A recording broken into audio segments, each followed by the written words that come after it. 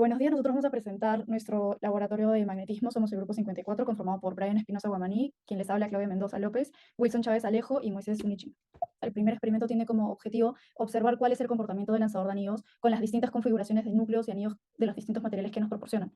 Y también tenemos que analizar cuál es el principio de funcionamiento del lanzador de anillos. En el segundo experimento tenemos el objetivo de poder generar FEM y corriente inducida en una bobina utilizando un imán. Luego, también tenemos que utilizar la ley de Faraday para poder estimar cuál es el valor de la corriente inducida y poder comparar el valor que nos sale con la corriente medida. Y finalmente, utilizar un programa en Python para poder aproximar la función de corriente teórica. En el último experimento, lo que hacemos, nuestros objetivos son utilizar un transformador y usar distintas combinaciones de bobinas y núcleos de distintas geometrías y finalmente medir el voltaje en las bobinas primaria y secundaria y verificar cuál es la relación de transformación del transformador eléctrico. Entonces, en el primer experimento lo que hicimos fue colocar el anillo de aluminio, que es el primer material que se nos proporciona, sobre el lanzador de anillos. Entonces, lo que hicimos fue presionar el interruptor del lanzador y vemos que el anillo salta. Y después de esto se tiene que hacer el mismo procedimiento, pero con una barra de hierro. Y lo que vimos es que el anillo de aluminio con barra de hierro se impulsa con una gran velocidad y alcanza una gran distancia y también tiene una menor masa que el del cobre. El del cobre también con barra de hierro tiene una velocidad regular y alcanza una menor distancia que el anillo de aluminio. Y finalmente el aluminio partido se queda estático. Cuando no hay barra de hierro, el aluminio tiene una velocidad menor y alcanza una menor distancia que usando la barra de hierro. En el de cobre no hay impacto y en el último el aluminio partido se queda estático. Y acá hay un pequeño video de demostración de cómo es que se lanzan los anillos. Ese es el de aluminio. Después viene el de cobre y al final del partido.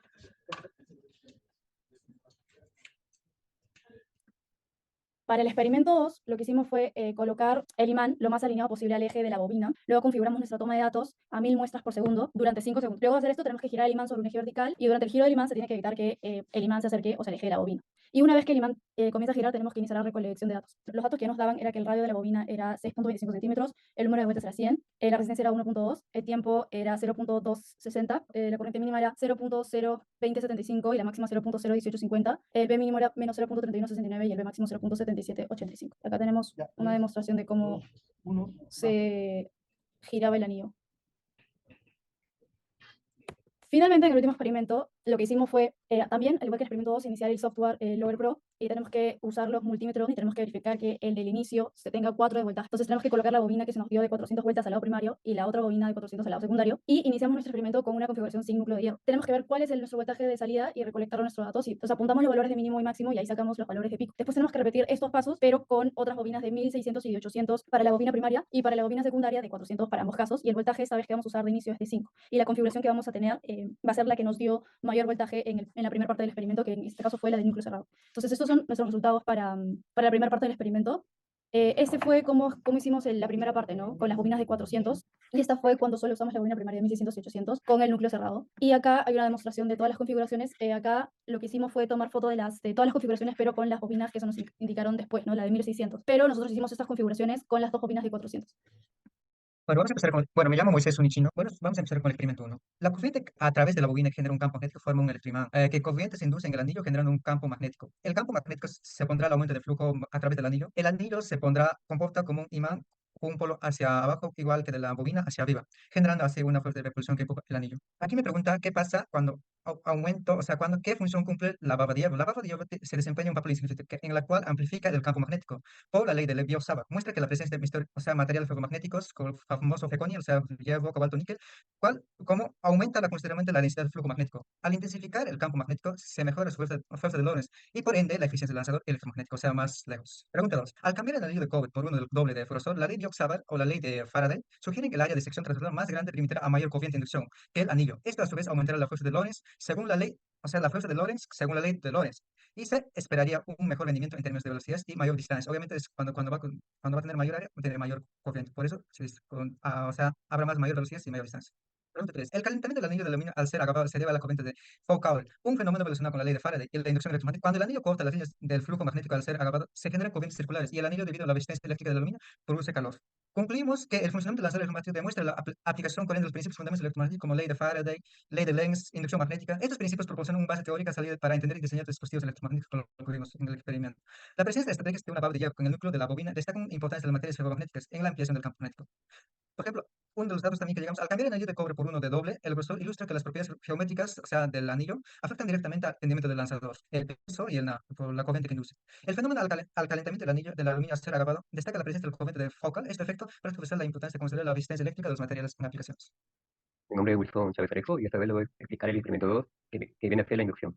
Hacia un imán se genera un campo magnético cambiante. Esto induce una corriente eléctrica en un conductor siguiendo la ley de Faraday. La variación de flujo magnético a través de una bobina produce una potencia proporcional que dirige la corriente. Esta corriente hace cambiar la polaridad del imán y a la vez su velocidad de rotación. Luego de hacer el experimento, usamos lo que sería el software de Logger Pro, donde durante varios intentos hicimos hasta llegar a una función que sería homogénea entre el campo magnético y la corriente, tomando los intervalos de 1 a 2. Usando la función del software, hemos determinado que el campo magnético mínimo sería de menos 0.3179 y el campo magnético máximo sería de 0.7785. De igual manera, tenemos la corriente mínima, que sería la de menos 0.02075 y con una máxima de 0.01850. Ahora, para poder determinar cuál es el periodo de esta función, tomamos dos crestas y nos saldría que la variación de esta cresta a esta cresta sería de 0.257. En este caso lo hemos simplificado a 0.260. Y de datos, el profesor del laboratorio nos dio que la resistencia es de 1.2 ohmios y también que el número de vueltas es de 100, sabiendo que el radio de la bobina es de 6,25 centímetros. Para calcular la velocidad angular, tenemos la fórmula que el periodo es igual a 2pi entre la velocidad angular, donde t es periodo, que está en segundos, w la velocidad angular, que está en radianes por segundos. Ahora calculando, sabemos que 0.26 es igual a 2pi entre w.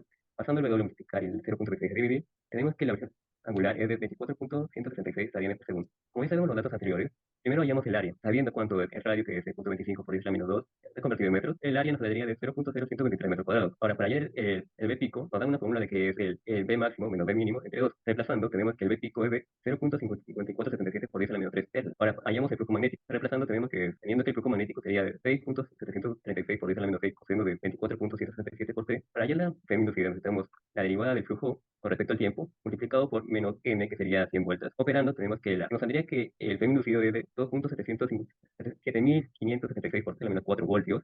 Y ahora, utilizando la ley de Ohm, sabiendo cuánto es la resistencia, tenemos que la corriente nos sale de 2.2979 por 10 a la menos 4 amperes. Ahora, comparando los valores que obtuvimos en el laboratorio, que sería 1.9625 por 10 a la menos 4, y el valor teórico que hemos hallado mediante la fórmula, que es 2.2979 por 10 a la menos 4, hallamos que el porcentaje de error está dado por voltaje incremental menos voltaje teórico, entre voltaje teórico por 100%.